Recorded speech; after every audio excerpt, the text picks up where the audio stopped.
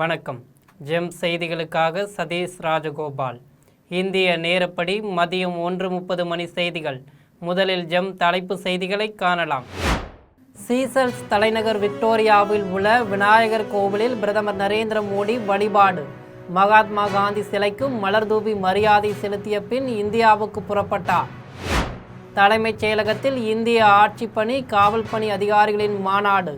சட்டம் ஒழுங்கு, பெண்கள் பாதுகாப்பு, அனைத்து துறைகளின் செயல்பாடுகள் குறித்து முதலமைச்சர் ஆலோசனை. போலி பிம்பத்தை காப்பாற்றிக் கொள்ள நினைக்கும் முதலமைச்சர் விஜயின் எண்ணம் நீண்ட காலம் நீடிக்காது. அமைச்சருக்கு எதிராக போராடிய திமுகவினரை கைது செய்துள்ள நிலையில் திமுக தலைவர் மு.க. ஸ்டாலின் கருத்து. எல்&சி நிறுவனத்தின் 3 விழுக்காடு பங்குகளை வாங்க தமிழ்நாடு அரசு முயல வேண்டும். முதலமைச்சர் விஜய்க்கு அதிமுக பொதுச் செயலாளர் எடப்பாடி பழனிசாமி வலியுறுத்தல். ஜனநாயக வழியிலான போராட்டக்காரர்களை தீவிரவாதிகளைப் போல நடத்தும் தாவேக அரசு. போராடிய திமுகவினரை கைது செய்தது பற்றி முன்னாள் அமைச்சர் மா. சுப்பிரமணியன் குற்றச்சாட்டு. எரிபொருள் தட்டுப்பாட்டை போக்க ரஷ்யா அதிகளவில் எரிபொருளை இறக்குமதி செய்யும். எண்ணெய் சுத்திகரிப்பு நிலையம் தாக்கப்பட்ட நிலையில் ரஷ்ய அதிபர் புதின் அதிரடி அறிவிப்பு. கரூர் அதிமுக சட்டமன்ற உறுப்பினர் எம்.ஆர். விஜயபாஸ்கர் பதவியிலிருந்து விலகல். தமிழ்நாடு சட்டப்பேரவையில் காலியான தொகுதிகளின் எண்ணிக்கை 7ஆக உயர்வு. இனி விரிவான செய்திகளை காணலாம். சீசெல்ஸில் அரசுமுறை பயணம் மேற்கொண்டுள்ள பிரதமர் நரேந்திர மோடி விக்டோரியா நகரில் உள்ள கோவிலில் வழிபாடு நடத்தியதுடன் மகாத்மா காந்தி சிலைக்கும் மலர்தூவி மரியாதை செய்து உள்ளார். பிரதமர் நரேந்திர மோடி இந்திய பெருங்கடலில் உள்ள தீவு நாடான சீசெல்ஸில் சுற்றுப்பயணம் மேற்கொண்டு உள்ளார். பயணத்தின் 3ஆம் நாளான இன்று விக்டோரியா நகரில் உள்ள நவசக்தி விநாயகர் கோவிலில் பிரதமர் நரேந்திர மோடி வழிபாடு செய்தார். அப்போது கோவில் வளாகத்தில் கூடியிருந்த இந்திய வம்சாவளியினரை அவர் சந்தித்து உரையாடினார். அவர்களுக்கு கையசைத்து வாழ்த்து தெரிவித்தார். விக்டோரியா நகரில் உள்ள மகாத்மா காந்தி சிலைக்கும் பிரதமர் மோடி மலர்தூவி மரியாதை செலுத்தினார். தமிழ்நாட்டில் உள்ள இந்திய ஆட்சிப்பணி, இந்திய காவல் பணி அதிகாரிகளுடன் முதலமைச்சர் ஜோசப் விஜய் ஆலோசனை நடத்தியுள்ளார். சென்னை தலைமைச் செயலகத்தில் உள்ள நாமக்கல் கவிஞர் மாளிகையில் இந்திய ஆட்சிப்பணி, இந்திய காவல் பணி அதிகாரிகளின் மாநாடு நடைபெற்று வருகிறது. இந்த மாநாட்டில் தலைமைச் செயலாளர், காவல்துறை தலைமை இயக்குனர், அனைத்து துறை செயலாளர்கள், காவல்துறை தலைவர்கள், காவல்துறை துணைத் தலைவர்கள், மாவட்ட ஆட்சியர்கள், மாவட்ட காவல் கண்காணிப்பாளர்கள், வனத்துறை அதிகாரிகள் கலந்து கொண்டு உள்ளனர். இன்று நடைபெற்ற முதல் அமர்வில் மாவட்ட ஆட்சியர்களும் காவல்துறை அதிகாரிகளும் கலந்து கொண்டு உள்ளனர். இந்த அமர்வில் சட்டம் ஒழுங்கு, பெண்கள் பாதுகாப்பு, மாவட்டங்களில் செயல்படுத்த வேண்டிய திட்டங்கள், நலவாழ்வு உட்பட 28 துறைகளின் செயல் திட்டங்கள் குறித்து அதிகாரிகளுடன் முதலமைச்சர் ஜோசப் விஜய் ஆலோசனை நடத்தினார். முதலில் சட்டம் ஒழுங்கு என்ற தலைப்பில் ஆய்வு மேற்கொள்ளப்பட்டது. பெண்களின் பாதுகாப்பை உறுதி செய்யும் வகையில் ஆய்வு செய்யப்பட்டது.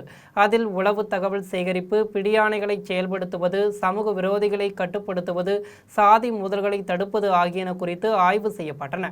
மாநாட்டின் 2வது அமர்வில் மாவட்ட ஆட்சியர்கள் மட்டுமே பங்கேற்கின்றனர். இதில் அனைத்து துறைகளின் பயன்களும் மக்களுக்கு சென்றடைந்து உள்ளனவா, அதில் உள்ள தடங்கல்கள் என்ன என்று ஆய்வு செய்யப்படுகிறது.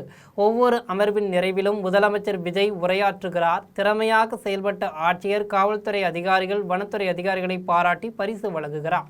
தன் போலி பிம்பத்தை காப்பாற்றிக் கொள்ள நினைக்கும் முதலமைச்சரின் எண்ணம் நீண்டகாலம் நீடிக்காது என்று திமுக தலைவர் மு.க. ஸ்டாலின் தெரிவித்து உள்ளார். திமுக தலைவர் மு.க. ஸ்டாலின் தனது சமூக வலைதள பக்கத்தில் வெளியிட்டுள்ள பதிவில், போதைப்பொருள் பயன்படுத்தியது போல் தக் லைஃப் ஸ்டோரி போட்ட அமைச்சருக்கு எதிராக போராடிய திமுகவினர் கைது செய்யப்பட்டுள்ளதாக தெரிவித்தார். தாவேக ஆட்சியை விமர்சித்ததால் முன்னாள் அமைச்சர் சிவசங்கர் மீது வழக்கு பதியப்பட்டுள்ளதுடன் முன்னாள் அமைச்சர் ஏவ வேலு வீட்டிலும் ரெய்டு நடத்தப்பட்டுள்ளதாக கூறினார். இப்படி விமர்சிக்கும் எதிர்க்கட்சியினரை மிரட்டியும் ஊடகங்களுக்கு பதிலளிக்காமலும் கட்டமைக்கப்பட்ட தன் போலி பிம்பத்தை காப்பாற்றிக் கொள்ள நினைக்கும் முதலமைச்சரின் எண்ணம் நீண்டகாலம் நீடிக்காது என்று தெரிவித்தார். அதிகாரத்தை வைத்து ஆட்டம் போடுபவர்களின் அகங்காரம் விரைவில் அடங்கும். டேக் டைவர்ஷன் என ஓடும் இந்த ரயில்ஸ் ஆட்சிக்கு மக்களே தகுந்த பாடம் புகட்டுவார்கள் என்று தெரிவித்து உள்ளார். எல்&சி நிறுவனத்தின் பங்குகளை வாங்க தமிழ்நாடு அரசு முயல வேண்டும் என அதிமுக பொதுச் செயலாளர் எடப்பாடி பழனிசாமி வலியுறுத்தி உள்ளார். அதிமுக பொதுச் செயலாளர் எடப்பாடி பழனிசாமி பதிவிட்டு உள்ளார். அதில் கடலூர் மாவட்டம் நெய்வேலியில் செயல்பட்டு வரும் நெய்வேலி NLC நிறுவனத்தின் 3% பங்குகளை பங்குச்சந்தை மூலம் தனியாருக்கு விற்பனை செய்ய மத்திய அரசு நடவடிக்கை மேற்கொண்டுள்ளதாக தெரிவித்தார். கடந்த 2006ஆம் ஆண்டு NLC நிறுவனத்தின் 10% பங்குகளை விற்பனை செய்ய அப்போதைய மத்திய காங்கிரஸ் அரசு முயற்சித்த போது அன்றைய எதிர்க்கட்சி தலைவராக இருந்த முன்னாள் முதலமைச்சர் ஜெயலலிதா எச்சரிக்கை விடுத்ததால் அத்திட்டம் கைவிடப்பட்டது என்று கூறியுள்ளார். தமிழக அரசு தான் நிறுவனத்தை நடத்தும் என்ற நம்பிக்கையோடு அப்பகுதி மக்கள் தாமாகவே முன்வந்து தங்களது நிலங்களை வழங்கியதாக குறிப்பிட்டுள்ளார். NLC பங்குகளை மத்திய அரசு தனியாருக்கு விற்பதை தடுக்க உடனடி நடவடிக்கைகளை முதலமைச்சர் எடுக்க வேண்டும் என்றும் தமிழ்நாடு அரசே பங்குகளை வாங்க வேண்டும் என்றும் வலியுறுத்தியுள்ளார். இதன் மூலம் NLC தொழிற்சாலையில் பணிபுரியும் தொழிலாளர்கள் நலம் காக்கப்படுவதுடன் அப்பகுதி மக்களின் எதிர்காலமும் காக்கப்படும் என்று கேட்டுக்கொண்டுள்ளார். ஜனநாயக ரீதியிலான போராட்டங்களை அனுமதிப்பதற்கு பதிலாக தமிழக அரசு போராட்டக்காரர்களை தீவிரவாதிகளைப் போல நடத்தி வருவதாக முன்னாள் அமைச்சர் மா. சுப்பிரமணியன் குற்றம் சாட்டியுள்ளார். சென்னையில் நடைபெற்ற IPL போட்டியின் போது போதைப்பொருள் பயன்படுத்தியதாக கூறப்படும் விவகாரம் தொடர்பாக தாவைக்க மனிதவள மேம்பாட்டுத்துறை அமைச்சர் சரத்குமாருக்கு எதிராக திமுகவினர் போராட்டத்தில் ஈடுபட்டனர். இதைத் தொடர்ந்து செய்தியாளர்களை சந்தித்து பேசிய முன்னாள் அமைச்சர் மா. சுப்பிரமணியன், கடந்த 1 மாதமாக தமிழ்நாட்டில் சட்ட ஒழுங்கு நிலை சீர்குலைந்து உள்ளது என்றும் தமிழ்நாட்டில் ரீல்ஸ் சார்ந்த நிர்வாகம் மட்டுமே நடைபெற்று வருகிறது என்றும் குற்றம் சாட்டினார். கிரிக்கெட் மைதானம் ஒன்றில் அமைச்சர் சரத்குமார் தனது கையில் ஒரு பொடியை நசுக்குவது காணப்பட்டது என்றும் அவர் மீது நடவடிக்கை எடுக்க வேண்டும் எனவும் வலியுறுத்தினார். கடந்த காலங்களில் போதைப்பொருள் பயன்பாட்டிற்கு எதிராக காவல்துறை மிகவும் திறம்பட செயல்பட்டது என்று கூறினார். தற்போது ஜனநாயக ரீதியிலான போராட்டங்களை அனுமதிப்பதற்கு பதிலாக போராட்டக்காரர்களை தீவிரவாதிகளைப் போல நடத்தி வருவதாக தெரிவித்தார். இப்போராட்டத்தில் ஈடுபட்ட முன்னாள் அமைச்சர் மா. சுப்பிரமணியம் உள்ளிட்ட ஏராளமான திமுகவினரை காவல்துறையினர் கைது செய்து வாகனத்தில் ஏற்றினர். இதேபோல மதுரையில் திமுகவினர் அமைச்சர் சரத்குமாரை கண்டித்து ஆர்ப்பாட்டத்தில் ஈடுபட்ட தாவேகாவுக்கு எதிராக கோஷங்களை எழுப்பினர். தற்காலிக எரிபொருள் தட்டுப்பாட்டை போக்க ரஷ்யா அதிகளவில் எரிபொருளை இறக்குமதி செய்யும் என ரஷ்ய அதிபர் புதின் தெரிவித்துள்ளார்.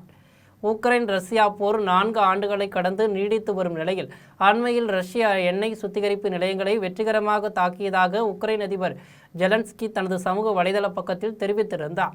ரஷ்யாவின் தகவலின்படி தெற்கு ரஷ்யாவின் கிரான்ஸ்டோனாடர் பகுதியில் உள்ள மிகப்பெரிய சுத்திகரிப்பு நிலையத்தின் மீது உக்ரைனின் ட்ரோன் பாகங்கள் விழுந்ததில் பயங்கர தீ விபத்து ஏற்பட்டது. இதன் காரணமாக கருங்கடல் துறைமுகங்கள் வழியிலான ரஷ்யாவின் எரிபொருள் ஏற்றுமதி பாதிக்கப்பட்டு உள்ளது. இத்தாக்குதலில் ஒருவர் உயிரிழந்தார். இது தொடர்பாக தனியார் தொலைக்காட்சியில் அதிபர் புதின் பேட்டியளித்த போது தற்காலிக எரிபொருள் தட்டுப்பாட்டை போக்க ரஷ்யாவில் அதிகளவு எரிபொருளை இறக்குமதி செய்யும் என்றும் தெரிவித்தார். வான் பாதுகாப்பு ஏவுகணை அமைப்புகளின் உற்பத்தியை உடனடியாக பல மடங்கு அதிகரிக்கப் போவதாக கூறினார். கரூர் தொகுதியில் அதிமுக சார்பில் போட்டியிட்டு வெற்றி பெற்ற MR விஜயபாஸ்கர் சட்டமன்ற உறுப்பினர் பதவியில் இருந்து விலகுவதற்கான கடிதத்தை சட்டப்பேரவைத் தலைவர் JCT பிரபாகரிடம் வழங்கியுள்ளார். தமிழ்நாடு சட்டமன்ற தேர்தலில் அதிமுக சார்பில் 47 பேர் வெற்றி பெற்றனர். தேர்தலில் தனிப்பெருங்கட்சியாக உருவெடுத்த தாவேக, காங்கிரஸ், விடுதலை சிறுத்தைகள், முஸ்லிம் லீக், இடதுசாரி கட்சிகளின் உதவியுடன் ஆட்சி அமைத்து உள்ளது. இந்நிலையில் சட்டமன்றத்தில் நடைபெற்ற நம்பிக்கை வாக்கெடுப்பில் அதிமுகவின் 25 உறுப்பினர்கள் தாவேக அரசுக்கு ஆதரவாக வாக்களித்தனர். இதையடுத்து மதுராந்தகம் சட்டமன்ற தொகுதியில் வெற்றி பெற்ற மரகதம் குமரவேல், தாராபுரத்தில் வெற்றி பெற்ற சத்யபாமா, பெருந்துறையில் வெற்றி பெற்ற ஜெயக்குமார் ஆகியோர் சட்டமன்ற உறுப்பினர் பதவிகளில் இருந்து விலகினர். இதையடுத்து அம்பாசமுத்திரத்தில் வெற்றி பெற்ற இசக்கி சுப்பையா, விராலிமலையில் வெற்றி பெற்ற சி. விஜயபாஸ்கர் ஆகியோரும் விலகினர்.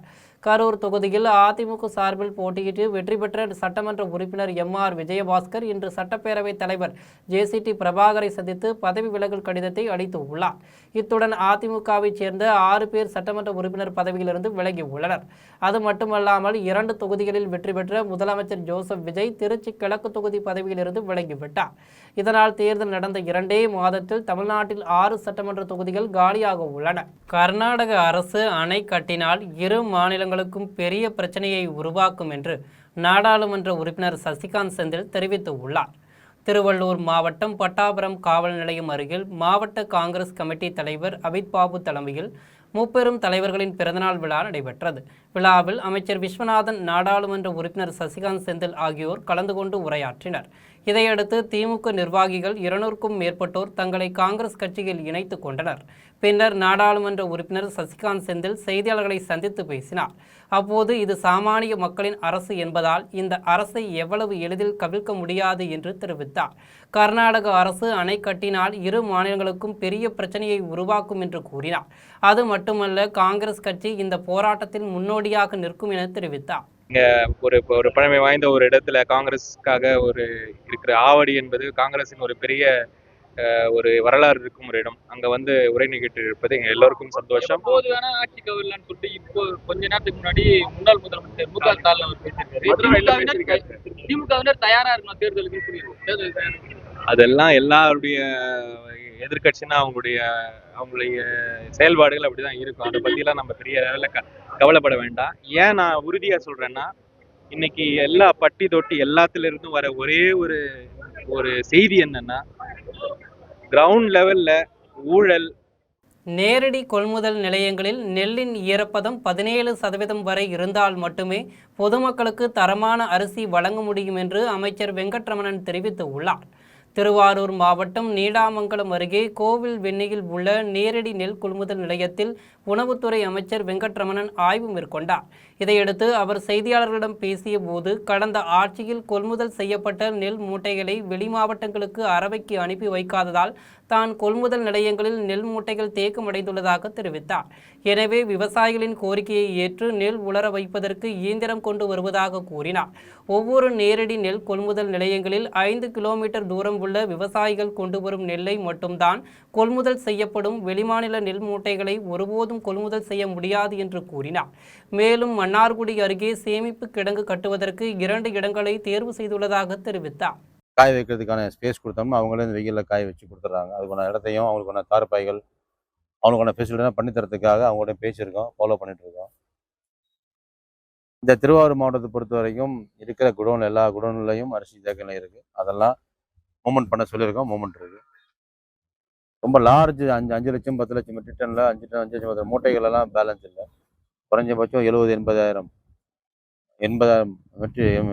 மெட்ரிக் டன்னுக்கு தான் இங்கே இந்த குருவை, கோடை குருவைக்கு உண்டான சீசனில் இருக்கும். அதுக்கான புது சேவிங்ஸ் கிடங்கு கூட புது சேமிப்பு கிடங்கு கூட உற்பத்தியாளர்களிடமிருந்து கொள்முதல் செய்யப்படும் பாலுக்கான விலையை உயர்த்துவது குறித்து அரசு மறுபரிசீலனை செய்து வருவதால் அது குறித்த அறிவிப்பு விரைவில் வெளியிடப்படும் என்று அமைச்சர் விஜயலட்சுமி தெரிவித்துள்ளார். விழுப்புரம் நகர பகுதியான ஜானகிபுரம் பகுதியில் விழுப்புரம் மாவட்ட ஆவின் கூட்டுறவு பால் பண்ணை அமைந்துள்ளது. இப்பண்ணையில் தமிழக பால்வளத்துறை அமைச்சர் விஜயலட்சுமி பால் தரம் பரிசோதனை மேற்கொள்ளப்படும் விதம், பால் பாக்கெட்டுகள் தயாரிக்கும் நடைமுறை மற்றும் வாகனங்களில் ஏற்றுமதி செய்வதல் உள்ளிட்டவற்றை ஆய்வு மேற்கொண்டார். அதனைத் தொடர்ந்து செய்தியாளர்களை சந்தித்து பேசிய அவர், தமிழக முதலமைச்சரின் முக்கிய நோக்கமே தரமான பால் மக்களுக்கு சென்றடைய வேண்டும் என்பதால் ஆய்வு மேற்கொண்டதாகவும், உற்பத்தியாளர்களிடமிருந்து கொள்முதல் செய்யப்படும் பாலுக்கான விலையை உயர்த்துவது குறித்து அரசு மறுபரிசீலனை செய்து வருவதால் அது குறித்து அறிவிப்பு விரைவில் வெளியிடப்படும் என்று தெரிவித்தார். பல பொருட்கள் இருக்குது. ஆவின் பால் பாக்கெட்டோ எதுவுமே கிடைக்க மாட்டேங்குது. நிறைய கடை இருக்கு. அது நடவடிக்கை இருக்குமா? இல்லை ஆய்வு இல்லைங்க, அதெல்லாம் கூடிய சீக்கிரம் நிவர்த்தி பண்ணிடுவோம். உங்களுக்கு எல்லா ஆவின் டிபார்ட்மெண்ட்லேயும் கண்டிப்பாக கிடைக்கும்.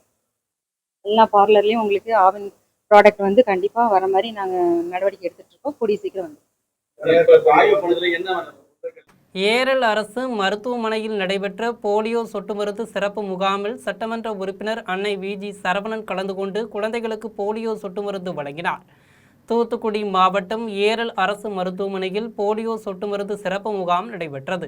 இதில் சட்டமன்ற உறுப்பினர் அன்னை வி.ஜி. சரவணன் கலந்து கொண்டு 5 வயதுக்கு உட்பட்ட குழந்தைகளுக்கு போலியோ சொட்டு மருந்து வழங்கி முகாமை தொடக்கி வைத்தார். இதையடுத்து தலைமை மருத்துவரிடம் அங்குள்ள பணிகள் விவரங்கள் குறித்து கேட்டறிந்தார். இதில் தாவைக்கு மேற்கு மாவட்ட இளைஞரணி செயலாளர் கண்ணன், செயற்குழு உறுப்பினர் ராஜா உள்ளிட்ட நிர்வாகிகள் கலந்து கொண்டனர். தமிழக வெற்றிக் கழக தலைவர் ஜோசப் விஜயின் பிறந்தநாளை ஒட்டி சோமனூரில் மருத்துவ முகாம் மற்றும் இரத்த தான முகாம் நடைபெற்றது.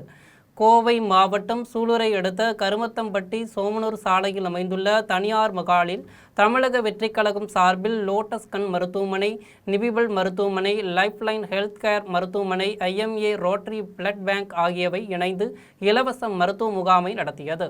முகாமை சூலூர் சட்டமன்ற உறுப்பினர் MN சுகுமார் குத்துவிளக்கேற்றி துவக்கி வைத்தார்.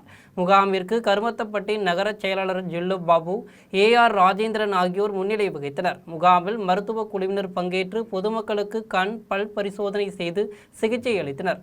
இதனையடுத்து இரத்த தான முகாம் நடைபெற்றது. இரத்த தானம் செய்த அனைவருக்கும் ரூபாய் 2 லட்சத்திற்கு 1 வருடத்திற்கான விபத்து காப்பீடு இன்சூரன்ஸ் சான்றிதழ் வழங்கப்பட்டது.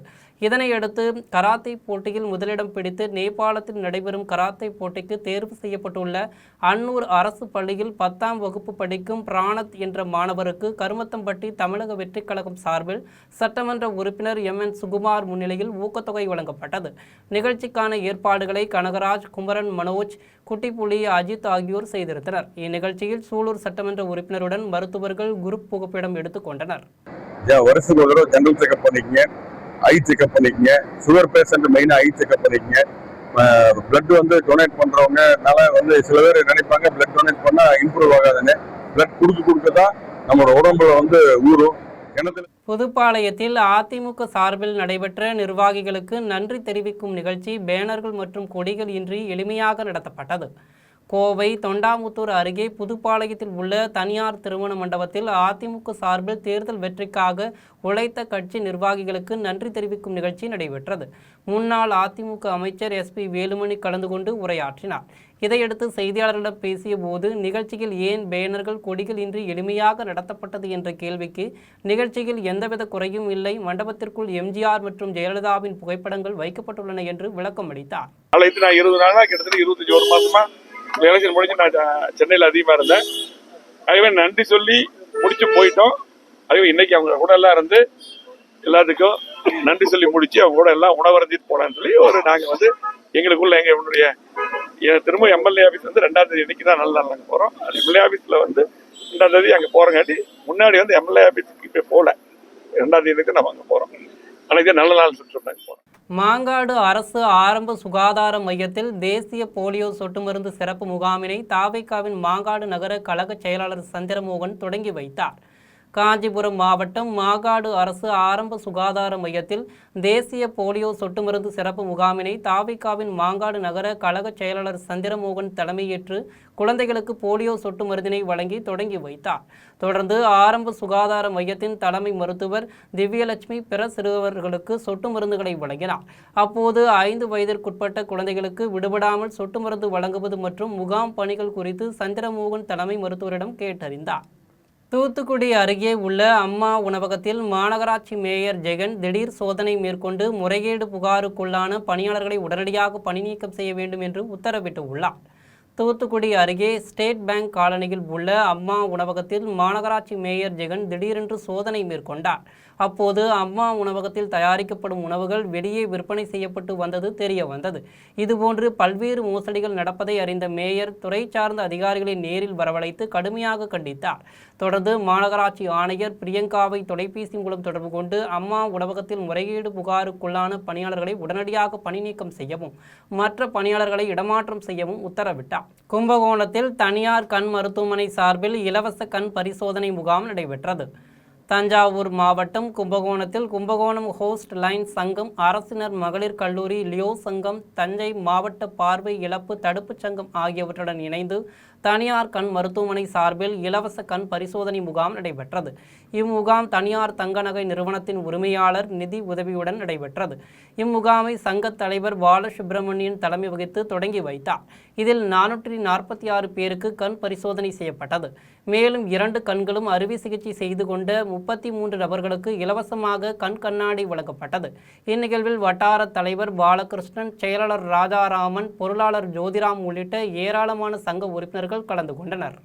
தென்காசி அருகே நாட்டு பசு மாடுகளை பாதுகாப்பு, சுற்றுச்சூழல் பாதுகாப்பு போன்றவற்றை வலியுறுத்தும் விதமாக விழிப்புணர்வு நடைபயணம் நடைபெற்றது.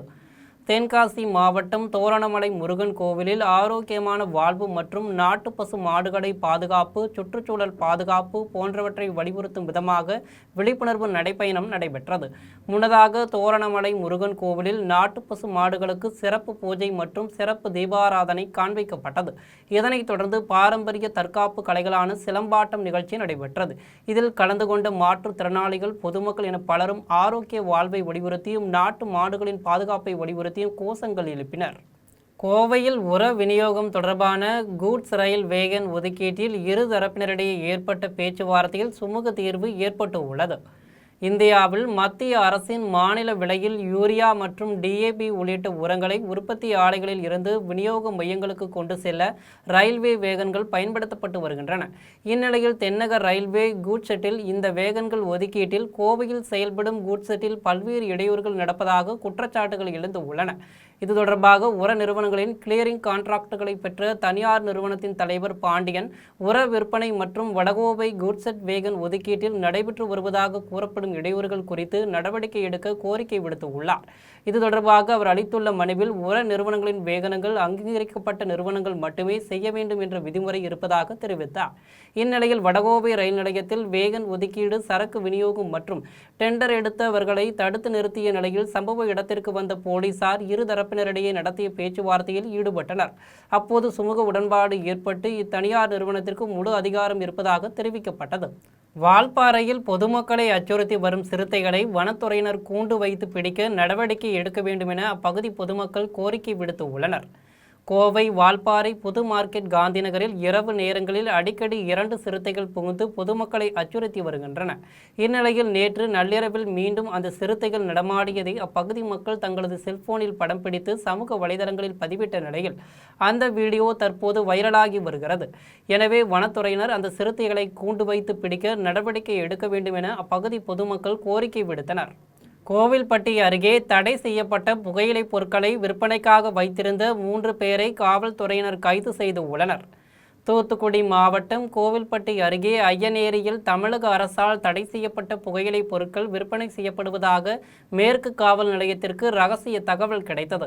இதன் அடிப்படையில் காவல்துறையினர் அப்பகுதியில் சோதனை செய்தபோது விஜய், சமுத்திரராஜ், மாரிக்கண்ணன் ஆகிய 3வரிடமும் அரசால் தடை செய்யப்பட்ட புகையிலை பொருட்கள் இருப்பது தெரியவந்தது. இதையடுத்து அவர்களை காவல்துறையினர் கைது செய்து புகையிலை பொருட்களை பறிமுதல் செய்தனர். மேலும் இதுகுறித்து தீவிர விசாரணை மேற்கொண்டு வருகின்றனர். காரியாபட்டி அருகே கல்குறிச்சி 4 வழிச்சாலையில் இருசக்கர வாகனம் மீது கார் மோதியதில் 2 பேர் சம்பவ இடத்திலேயே பரிதாபமாக உயிரிழந்த சம்பவம் பெரும் பரபரப்பை ஏற்படுத்தி உள்ளது.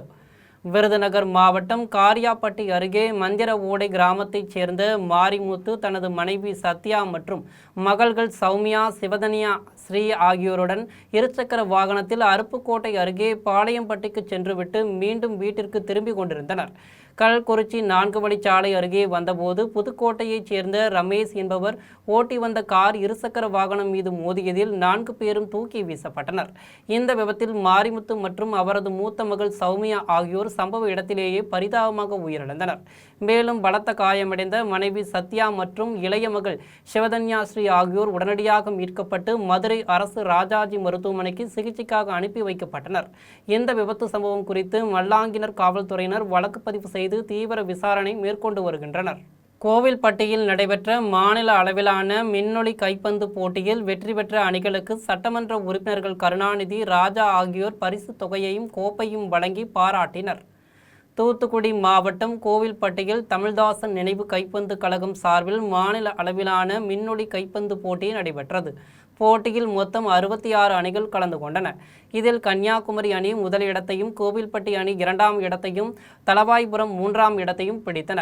வெற்றி பெற்ற இந்த அணிகளுக்கு சட்டமன்ற உறுப்பினர்கள் கருணாநிதி, ராஜா ஆகியோர் பரிசு தொகையையும் கோப்பையும் வழங்கி பாராட்டினர். அதிமுக மாமன்ற எதிர்க்கட்சி கொறடா மந்திரமூர்த்தி கட்சியிலிருந்து விலகி தமிழக வெற்றி கழகத்தில் இணைத்து கொண்ட நிலையில் மாநகராட்சி கூட்டத்திற்கு அவர் வருகை தந்தபோது திமுக உறுப்பினர்கள் எதிர்ப்பு தெரிவித்து உள்ளனர். முன்னாள் அதிமுக மாமன்ற எதிர்க்கட்சி கொறடா மந்திரமூர்த்தி கட்சியிலிருந்து விலகி தமிழக வெற்றி கழகத்தில் தன்னை இணைத்துக் கொண்டார். இந்நிலையில் அவர் தூத்துக்குடி மாநகராட்சியில் சாதாரணமாக கூட்டத்தில் கலந்து கொண்டார். அப்போது திமுகவை சார்ந்த மாமன்ற உறுப்பினர்கள் அவரை மாமன்ற கூட்டத்திற்கு வரக்கூடாது என்று ஒருமித்த குரலாக கூறி கூட்ட அரங்கை விட்டு வெளியேற்ற முயற்சி செய்தனர். இது தொடர்பாக மாநகராட்சி மேயர் ஜெகன் பெரியசாமி பேசிய போது தாங்கள் பழைய அதிமுக மாமன்ற கவுன்சிலராகவே இன்னும் இருப்பதாகவும் தற்போது தாவேக மாமன்ற உறுப்பினராக இருப்பதால் மாவட்ட செயலாளரிடம் அனுமதி கடிதம் வாங்கி வரச் சொல்லி அவரிடம் கூறினார். இதனால் மாமன்ற கூட்டத்தில் பெரும் பரபரப்பு ஏற்பட்டது. நெல்லூர்பேட்டையில் உள்ள முனீஸ்வரர் கோவிலில் நடைபெற்ற மகா கும்பாபிஷேக விழாவில் ஏராளமான பக்தர்கள் கலந்து கொண்டு சாமி தரிசனம் செய்து வழிபட்டனர். வேலூர் மாவட்டம் குடியாத்தம் அருகே நெல்லூர்பேட்டையில் உள்ள முனீஸ்வரர் கோவிலில் சுவாமிக்கு யாகஜாலை பூஜையுடன் சிறப்பு அபிஷேக ஆராதனைகள் நடைபெற்றது. தொடர்ந்து சிவாச்சாரியார்கள் வேத மந்திரங்கள் முழங்க கலசங்களில் புனித நீரை ஊற்றி கும்பாபிஷேகம் செய்து வைத்தனர். இதில் முன்னாள் சட்டப்பேரவை உறுப்பினர் அமலு விஜயன், ஒன்றிய குழு தலைவர் சத்யானந்தன் உள்ளிட்ட ஏராளமான பக்தர்கள் கலந்து கொண்டு சாமி தரிசனம் செய்தனர். மேலும் கோவில் நிர்வாகம் சார்பில் பக்தர்களுக்கு அன்னதானம் வழங்கப்பட்டது. விழாவிற்கான ஏற்பாடுகளை கோவில் நிர்வாகம் நகராட்சி உறுப்பினருமான அரசு செய்திருந்தனர். இனி வருவது திரையுலக செய்திகள். பிரபல நடிகர் விஷால் நடிக்கும் மகுடம் படத்தின் நச்சிந்தி மச்சானே என்ற பாடலை படக்குழுவினர் வெளியிட்டு உள்ளனர். பிரபல நடிகர் விஷால் மகுடம் என்ற புதிய படத்தில் தானே திரைக்கதை எழுதி இயக்கி நடித்து உள்ளார். இதில் துஷாரா விஜயன், ஜான் விஜய், ஜெயபிரகாஷ் உள்ளிட்ட பலர் முக்கிய கதாபாத்திரங்களில் நடித்து உள்ளனர். இத்திரைப்படத்திற்கு ஜிபி பிரகாஷ்குமார் இசையமைத்து உள்ளார். மகுடம் திரைப்படத்தின் இரண்டாவது பாடலான நச்சிந்தி மச்சானே என்ற பாடலை படக்குழுவினர் வெளியிட்டுள்ள நிலையில் விஷால் ரசிகர்களிடையே இப்படத்தின் மீதான எதிர்பார்ப்பு அதிகரித்து உள்ளது. இனி வருவது உலக செய்திகள்.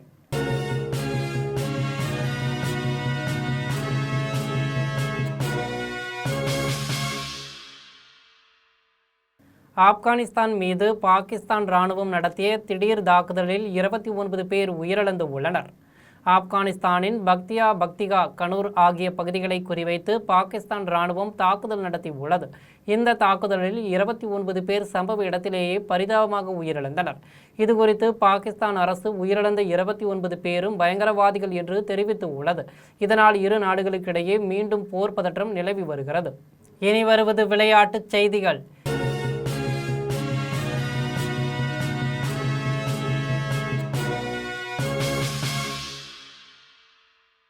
FIH ஹாக்கி ப்ரோ தொடரின் ஆண்கள் பிரிவுக்கான போட்டியில் இங்கிலாந்தை வீழ்த்தி இந்திய அணி வெற்றி பெற்று உள்ளது.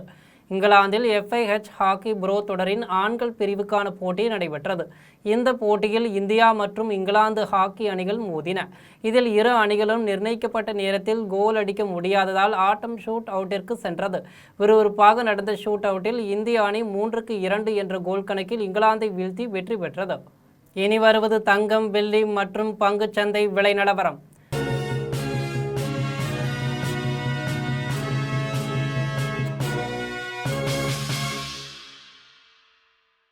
சென்னையில் ஆபரண தங்கம் இன்று 1 சவரன் 1,06,400 ரூபாய்க்கு விற்பனை செய்யப்படுகிறது. சென்னையில் இன்று ஆபரண தங்கத்தின் விலை கிராமுக்கு 70 ரூபாய் குறைந்து 13,300 ரூபாய்க்கு விற்பனை செய்யப்படுகிறது. மேலும் 1 சவரன் 1,560 ரூபாய் குறைந்து 1,06,400 ரூபாய்க்கு விற்பனை செய்யப்படுகிறது. 24 கேரட் தூய தங்கம் 1 சவரன் 1,16,072 ரூபாய்க்கு விற்பனை செய்யப்படுகிறது. மேலும் 1 கிராம் வெள்ளி 245 ரூபாய்க்கும் 1 கிலோ வெள்ளி 2,45,000 ரூபாய்க்கும் விற்பனை செய்யப்படுகிறது. இந்திய பங்குச்சந்தைகளில் வணிகம் இன்று சரிவுடன் காணப்படுகிறது. மும்பை பங்குச்சந்தை பங்குவிலை குறியீட்டு எண் சென்செக்ஸ் 40 புள்ளிகள் குறைந்து 77,060 புள்ளிகளில் வணிகமாகிறது. தேசிய பங்குச்சந்தை பங்குவிலை குறியீட்டு எண் நிப்டி 5 புள்ளிகள் அதிகரித்து 24,061 புள்ளிகளில் வணிகமாகிறது. மீண்டும் ஜெம் தலைப்பு செய்திகள். சீசல்ஸ் தலைநகர் விக்டோரியாவில் உள்ள விநாயகர் கோவிலில் பிரதமர் நரேந்திர மோடி வழிபாடு. மகாத்மா காந்தி சிலைக்கு மலர் தூவி மரியாதை செலுத்திய பின் இந்தியாவுக்கு புறப்பட்டார். தலைமைச் செயலகத்தில் இந்திய ஆட்சிப் பணி, காவல் பணி அதிகாரிகளின் மாநாடு. சட்டம் ஒழுங்கு, பெண்கள் பாதுகாப்பு, அனைத்து துறைகளின் செயல்பாடுகள் குறித்து முதலமைச்சர் ஆலோசனை. போலி பிம்பத்தை காப்பாற்றிக் கொள்ள நினைக்கும் முதலமைச்சர் விஜயின் எண்ணம் நீண்ட காலம் நீடிக்காது. அமைச்சருக்கு எதிராக போராடிய திமுகவினரை கைது செய்துள்ள நிலையில் திமுக தலைவர் மு.க. ஸ்டாலின் கருத்து. LNC நிறுவனத்தின் 3 விழுக்காடு பங்குகளை வாங்க தமிழ்நாடு அரசு முயல வேண்டும். முதலமைச்சர் விஜய்க்கு அதிமுக பொதுச் செயலாளர் எடப்பாடி பழனிசாமி வலியுறுத்தல். ஜனநாயக வழியிலான போராட்டக்காரர்களை தீவிரவாதிகளைப் போல நடத்தும் தாவேக அரசு. போராடிய திமுகவினரை கைது செய்தது பற்றி முன்னாள் அமைச்சர் மா. சுப்பிரமணியன் குற்றச்சாட்டு. எரிபொருள் தட்டுப்பாட்டை போக்க ரஷ்யா அதிகளவில் எரிபொருளை இறக்குமதி செய்யும்.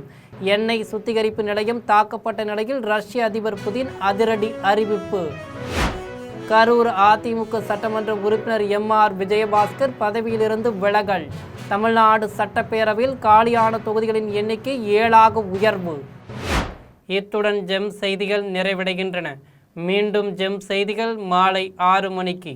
உடனுக்குடன் செய்திகளை காண GemLive.tv என்ற இணையதளத்தில் இணைந்திருங்கள். நன்றி, வணக்கம்.